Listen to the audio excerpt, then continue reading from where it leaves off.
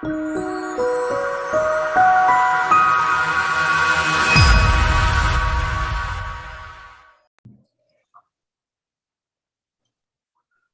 right, guys, welcome to another episode of the Black Best Money Podcast. This is your man, Deshaun Wolf Williams here. I am extremely excited. I have an amazing guest that I think that everyone's going to benefit from. This is going to hopefully, help you get to that next level, that new position that you're wanting to get to in your financial growth and just your life in general. Guys, help me welcome Financial Coach Jess. Welcome. I appreciate you coming.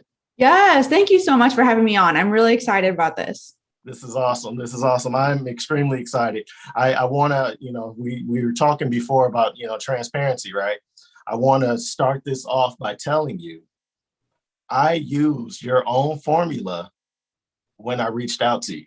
I know if you remember, you did a video a few months back.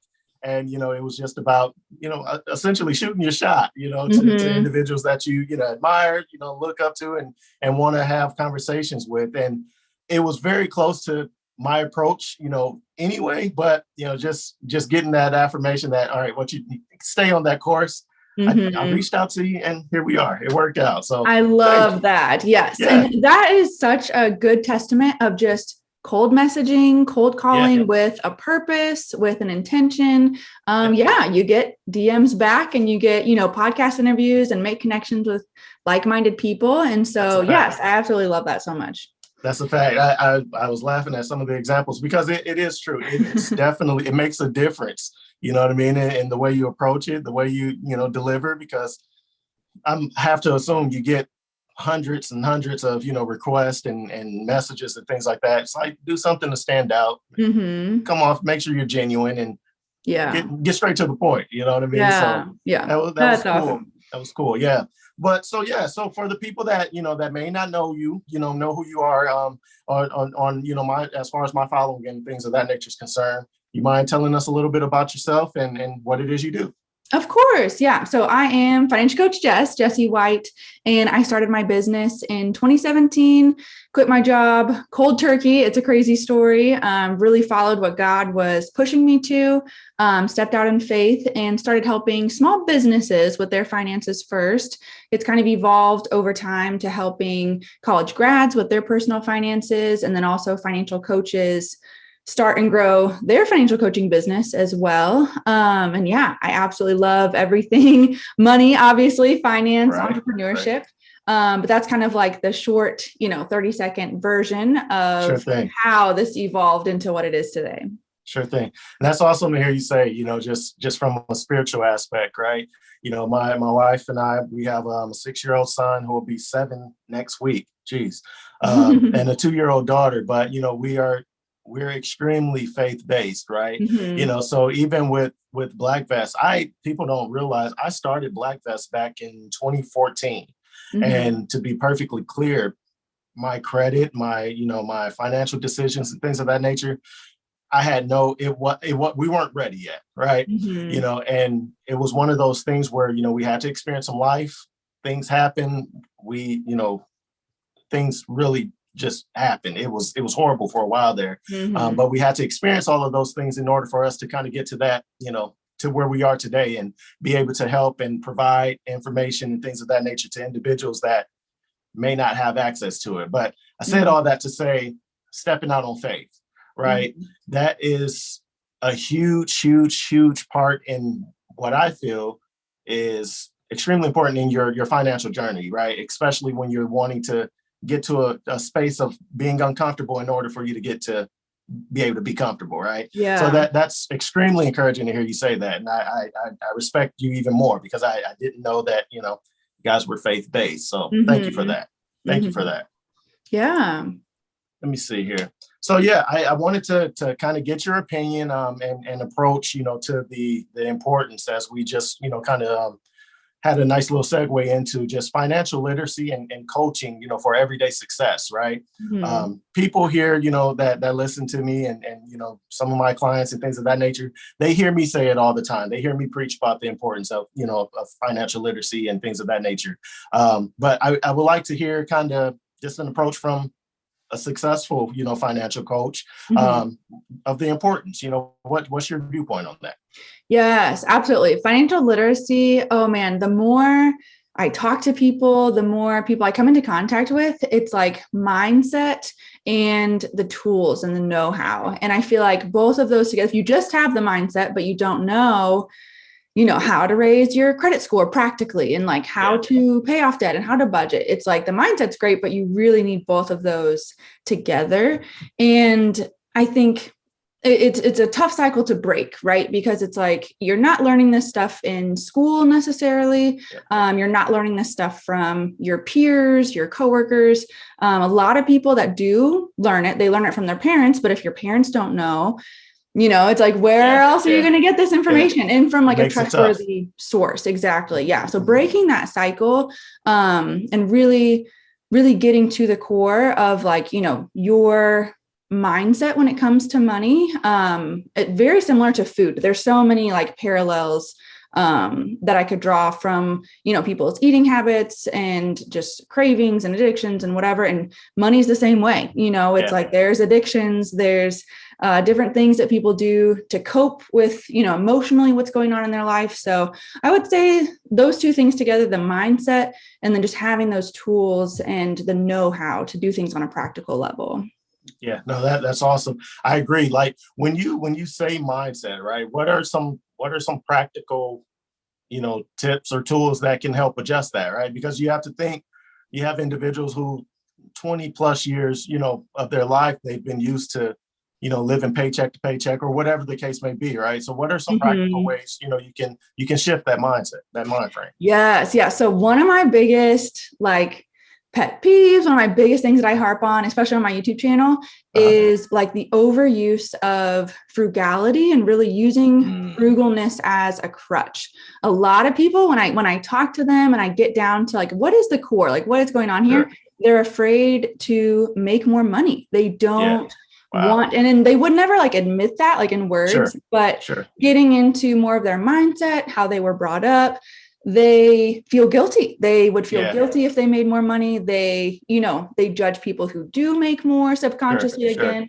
And so they rely on this kind of like toxic frugality of just a race to the bottom, who can spend the least amount on everything. And it's so toxic and it's such a hard mindset to break and to even be aware of in a lot of ways. And I think that frugalness, definitely has a place. Again, it is a tool for a short, stint, a short amount of time. But if you live your whole life, again, trying to pay the least for every single thing, it's like that's going to come back to bite you in terms of medical bills, in terms of possibly relationships. I mean, there's so many things that go on top of that. So it's kind of like my biggest example for the mindset shift that might have to happen. That's awesome. I've never thought about the idea of, it being a such thing as being too frugal, but it makes perfect sense because you can penny pinch yourself into poverty, right? Into staying in that realm, because I think about, that's one of my things, even with my wife and I always tell her, there's power in your tongue, there's literally power in the tongue. And you can literally have that mindset of, oh, we penny pinching, we got to stay on this budget, and you budget yourself into staying in the same financial circumstance. That's awesome. That is awesome. As far as the mindset shift, let me ask you, because you have a lot of people that want to make that change, right? So you go through the whole idea of knowing that you need the financial literacy and things of that nature. Would you recommend an individual starting on credit repair, or, starting with the basics of, budgeting and things for cash flow in a sense, right? Because most of the time they seem to go hand in hand. If you agree, or if you don't, agree, definitely let me know too. But they seem to go hand in hand. Which would you typically recommend someone kind of jump out there and attack first? Yeah, that's a great question. And I think it really depends on where they're at in their life, what their immediate goals are. If there's something critical, like, we've got to get into a house, or we've got to get a working vehicle for work or whatever, credit might come before anything else. I have found personally working with clients that when we get on a budget, when we're paying things on time, when we're paying our debt down, that kind of helps with the credit repair already. And they'll start to see, hey, my credit score went up, 20, 50 points, and that gets them excited. And so it gives them some motivation to go back to the budget. But yeah, it kind of depends on if there's, any fires that need to be put out immediately. I would attack that first, but typically the budget does help the credit score kind of as a byproduct. I agree with that. That's awesome. I know with myself, that was kind of the start. I take that back. I think when I really started to make my transition into, getting things in order, getting things lined up, I started with my credit, because I tell the story. I don't know if you seen or heard that particular podcast, but tell the story when I was interviewing, for, a banking position, president of the bank, he had a copy of my credit report, that was the scariest thing that ever happened to me. Just like it was like a movie scene. I walked into the big boardroom. It seemed like the lights were dim. Like, what's happening right now? You know what I mean? But it was one of those things where he told me, he said, well, this isn't a reflection of the guy that, we fell in love with. This is a reflection of the guy that, depending on your answer, I'm still going to, offer you the position, but what happened, right? And I think, him kind of giving me that, all right, listen, we're going to bring you in, clean this up, right? I was somewhat forced to, it was something that obviously I wanted to do and knew I needed to do, but it pushed me off of that ledge to kind of, all right, let's get it started. And I was able to climb out. I started with ended up getting like a secure credit card, which I was barely approved for that. Just goes to show you kind of where we were and, with life. But, seeing that, like you said, seeing that credit score slowly kind of rise, it gave me a sense of, all right, let's do this. Let's keep going. Let's keep going. Then, 2, 3, then you see those points start to jump up. All right. We're here now. So now you want to ensure that you're making good financial decisions to continue to grow and things of that nature. So that's awesome. That's awesome. Yeah, that's a great example of your credit score being necessary for a job. I know that's not always the case, but it is sometimes. And it's so important, even if you're of the mindset of like, I'm not going to take out any more debt, I'm in a house, whatever, it's still good to stay on top of it and just know the components. I'm always amazed at how many people don't, like, they just think it's a random number, almost like assigned to them, and it's like, no, there's very specific things that you can do. Absolutely. Right. It's, puts you in that mindset. There were times in my life, where, and even having conversations with people, hey, what's your credit score? I don't know. I hadn't looked. What do you mean you hadn't looked? You go shopping, you're just swiping, on a hope and a prayer, right? It's like, you have to understand where you are in order for you to get to where you want to be, and it's a part of that mindset shift too, that we spoke on earlier. So, as far as BlackVest is concerned, I think we talked before, we have a number of investment properties and things of that nature, with a lot of our focus, kind of being, geared towards individuals that may not be able to receive, ordinary approvals and things of that nature, as far as housing is concerned, due to credit or whatever the situation may have been. So I wanted to ask you, what are some ways, that financial coaching can be incorporated, just within just our tenants and just things in general, as far as, an individual who's renting or whatever the case may be. What are some ways, you can incorporate the coaching aspect into that? Yes. Yeah. And I'd love to hear more about your properties and like the tenants that you're taking on too. Cause I know that really, when we were talking originally, that kind of sparked my interest of like, what an interesting and really great niche to get into. And being able to like even have the two work together, the coaching with the housing. I love that idea as well. So I've been kind of approached, and I've done a little bit of volunteer work with like putting together some recorded content for a specific audience. And I think that this could work really well in your situation too, because you don't, obviously it's not super realistic to be able to go in person and like, do everything every single time. I know it's more personable, would probably yield better results, but at the end of the day, it's like, you're just, one person, your hours are limited and whatnot.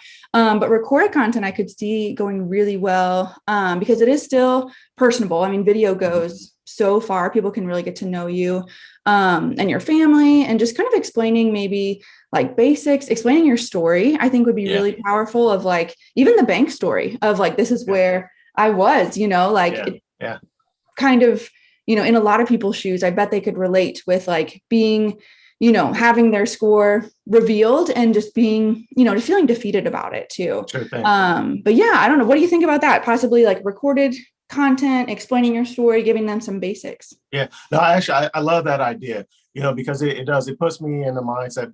I'll just kind of break it down. So what initially, when we started off, one thing that my wife and we said, we had one landlord, when we were kind of on the upward swing of trying to get things back in order, we had one landlord that she really took a gamble on us. She met with us, we had a couple really amazing conversations, and she fell in love with just us, as people. She knew that we weren't horrible people. We just hard times, right? Times have hit and things of that nature. And that's what she based her decision off of. Right. And we ended up living, and it was her father's property, but we ended up living there for a few years. Until we really got things back in order. But it was that moment that kind of prompted my wife and I to say, if we are ever in a position, we are going to ensure that we provide that same opportunity, right? That she gave us. And, God allowed for that to take place. I do feel that we had to show some, diligence, in the small things before he allowed for us to kind of, grow into the larger aspects of things. So, when we got to this position to have, the first, property and things of that nature, it was one of those things where we knew the credit, wasn't intact. We knew that we had, the conversation, but the individual and her husband, they were two of the most amazing people, that we had ever met. Right. Yeah. All right, cool. We'll do this, for this amount of time. Let's see what happens, and we can revisit, during that time. Right. It ended up being, the best few months, of our time. I mean, I think we genuinely got lucky in that sense that we had, for our first, tenants, they were amazing. Right. Yeah. We ended up setting up a situation where, they wanted to own. They wanted to do rent to own, this, that, and the third. Typically, rent to own contracts are never in the favor of, the tenants most of the time, but that again was one of those things where, no, we're going to pay it forward. Let's make it, a winnable situation for them. Right. Now, obviously, we're not going to shoot ourselves in the foot, but let's make it a winnable situation for them. Yeah. And it ended up working out because I, again, worked in the banking industry and things of that nature, and was able to connect them with, the people that they needed to get connected with. And here we are now, we're probably about 2-3 months away from them being able to outright buy the home. Oh my gosh. Right? So wow. You had that, that scenario. Then we ended up having another, scenario with similar situation, credit not the best, had some, previous, legal issues and things of that nature. And that's something that people don't realize. You'll get declined for, if you've been incarcerated, or if you've been, you will absolutely get declined, for housings, apartments, homes, and things of that nature. And it was another one of those situations where, again, we know that you aren't in the, position. I'm going out on faith. Hey, do right by me, we do right by you, type of situation. And, we've kind of grown to, people know that we're, my wife and I are those individuals that will kind of give you that shot, and it's worked out for us, here thus far. We're in the process of, another closing here, soon. That's just kind of become our thing. Knock on wood, we've had, really good luck so far. I'm Mhm. fully aware and ready for when that, luck runs out Mhm. in a sense. But I know that at the same time, we continue to pay it forward. We continue to ensure that our heart's in the right spot. Everything else Mhm. is going to take care of itself, right? Yeah. And I think that has, that has helped in the relationship to, bank, and things of that nature, and the realtors and everyone that we deal with. They know, Mhm. again, heart's in the right spot. So you just got Mhm. to keep going. And Yeah. and that's kind of what brought us, to that Mhm. area Yeah. in regards to the investment property. So Yeah. I lost track of where I was going. I was going to come back to but yeah, No, that was great. that's that. I love hearing that. And I was curious, like, have you been burned? Has, if everything's Yeah, worked out? But not it's yet. really a testament too of like having, strong boundaries, I'm sure, with Absolutely. these tenants as well. And like, holding their feet to the fire. Yeah. And we definitely, I think that's been a thing too. We definitely, we're always in communication. You know what I Mhm. mean? And I think that's extremely important too. If you Mhm. kind of you can go out of sight, out of mind, Yeah. and that can be a reason, or for a tenant to go AWOL in a sense, right? So Mhm. we're always kind of keeping in contact. We had some super extremely cold weather here over the last few weeks. We send them a quick text or call them, hey, make sure you take precaution, be safe. You guys Mhm. need anything? So Yeah. just ensuring that we keep those that line of communication open has Mhm. been important too. So Yeah. but Yeah. yeah. That's So amazing. That's so amazing. And the referrals you'll get, hopefully from current tenants, yeah. you can just keep that cycle going of good Yep. tenants and giving Funny people enough, a shot. Yeah. it's a thing. So funny enough, our first tenant actually just sent her daughter to us, but Mm-hmm. it's like, well, we're still a couple months out, but Mm-hmm. just like you said, those referrals, we Yeah. have our heart in the right place. Everything else will pay for Yes. itself. So, Yeah. Mm-hmm. yeah. So let me ask you, like, what will change directions here a little bit? With you being a full-time entrepreneur here, how long, and let me ask you this before I ask this question. How long have you been just on your own, just with the financial coaching and everything? How long have you been? So it was 4 years in November-ish. So I'm Okay. kind of working on my fifth year right now. Mm-hmm. Okay. Okay. And before that, you said you were I was a full-time high school history teacher. So okay. total career pivot all the Yeah. way over. Yeah. Yeah. I mean, you're still teaching though, it's Yeah, still, that's true. That's that's true. The still teaching. skills transferred, but that was pretty much Yeah. it. But I wanted to ask, like, what advice would you give like a new entrepreneur who's considering leaving their Mm, 9 to 5? yeah. Because we're in the age of, everyone wants to be an entrepreneur, but Mhm. they find out really quick that it's not as simple as the hashtag hustle. You know what I mean? Yeah. So Yeah. what advice would you give, to that new entrepreneur? hmm I think the biggest thing for me was failing fast. It's a lot easier Wow. to, recover and to learn when you've got, 20 people following you and five of them are your immediate family and five of Yeah. them are your Yeah. closest friends and blah blah blah, and you get something wrong or you wish you would have handled something differently, or Yeah. whatever it might be, Yeah. typos, like who knows, even little things. Yeah. Failing, taking action, failing fast, and being able to grow.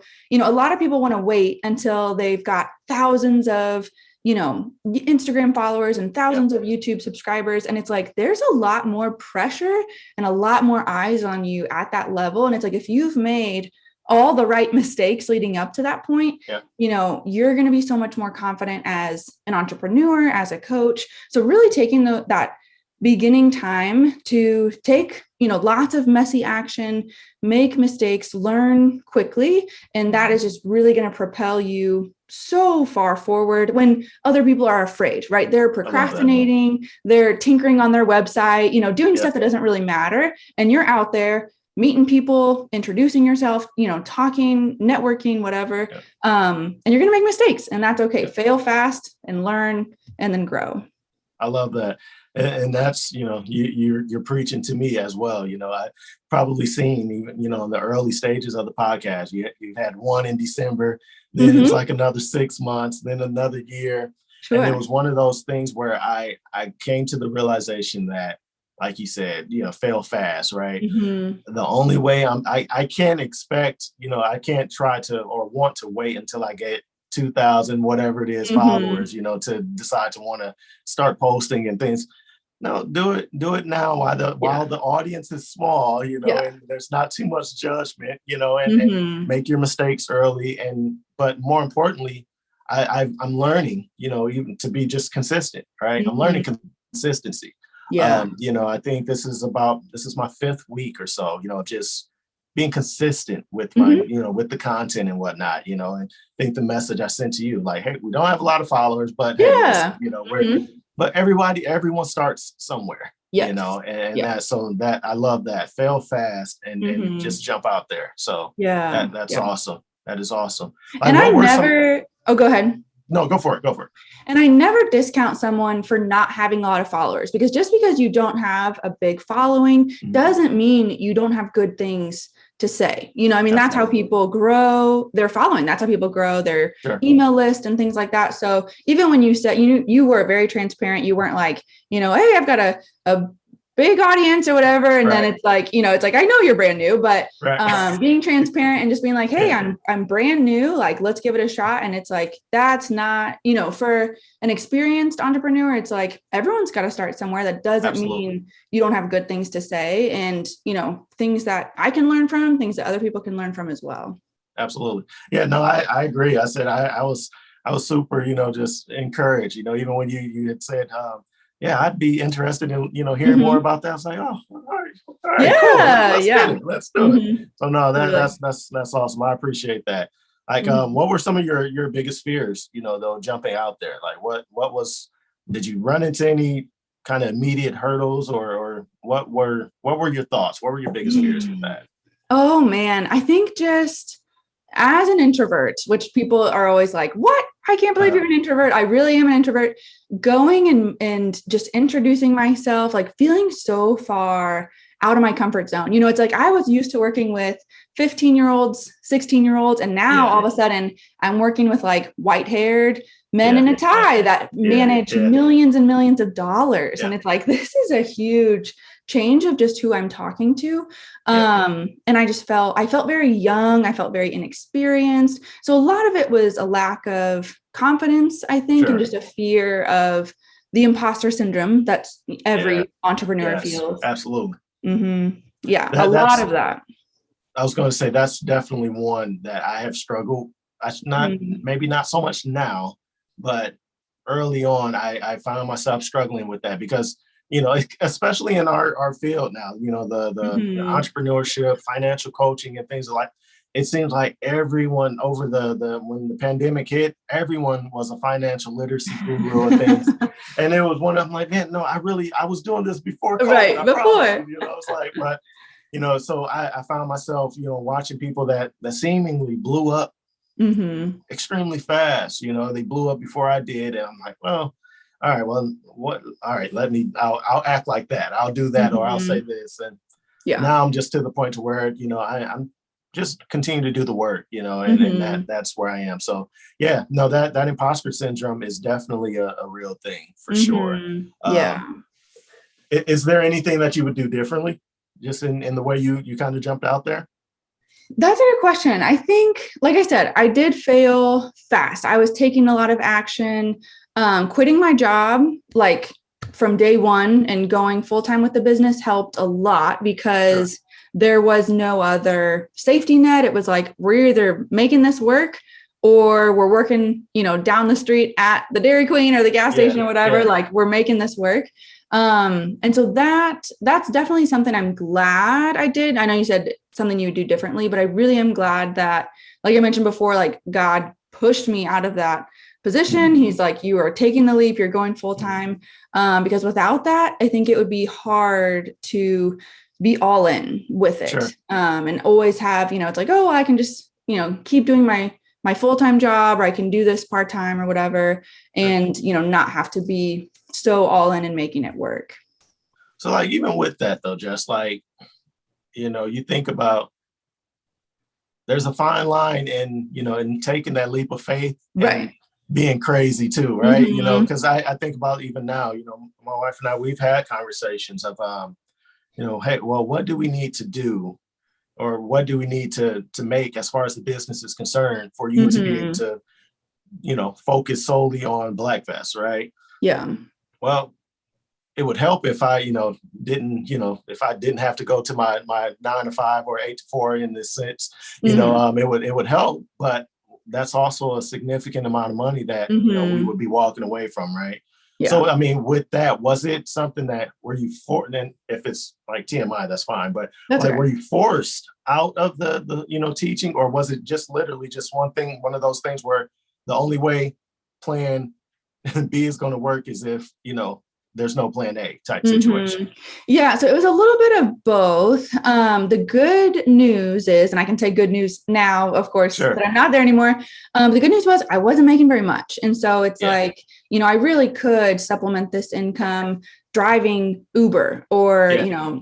shipped or delivering groceries or whatever. Like I really could supplement a good portion of that if I had Sure. to.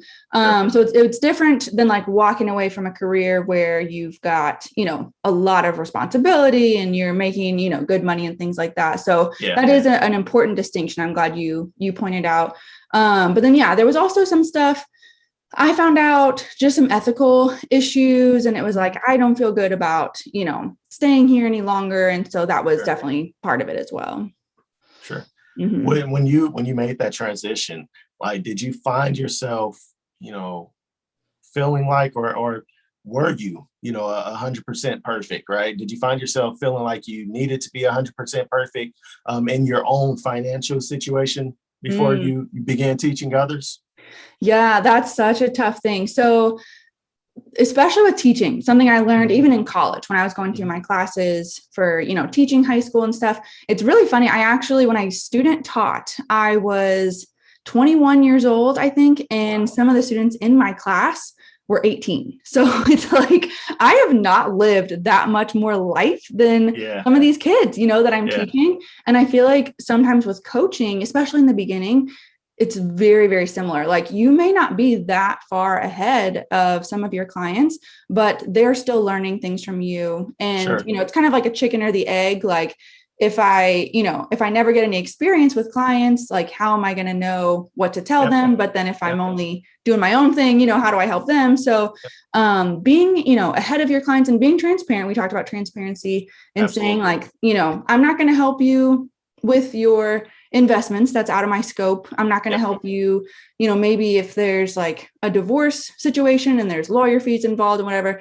I'm not giving you any advice when it comes to Yep. that. It's out of my Yep. scope. But knowing what you are equipped to help with, and then really just pursuing that and helping people with that.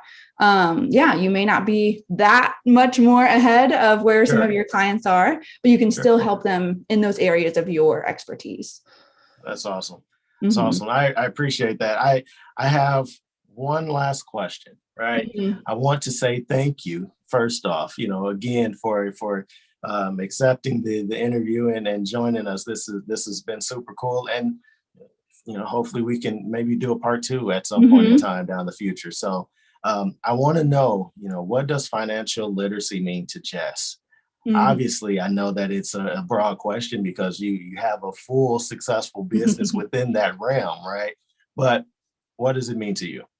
Yeah, I love that. And thank you so much for having me on. So glad you reached out. Like I said, cold Yes, messages work when you're absolutely. intentional. Yeah, thank you so much for having me on. Financial literacy means to me, I think, being a good steward of what you've been given and multiplying whatever that is. If you've been given a part-time income, a full-time income, six figures, whatever, people live paycheck to paycheck, all through the spectrum of incomes, but being Absolutely. a good steward of what you have and multiplying that, making that money work for you, that is what I think of when I think like great financial literacy and really Yeah, understanding how money works.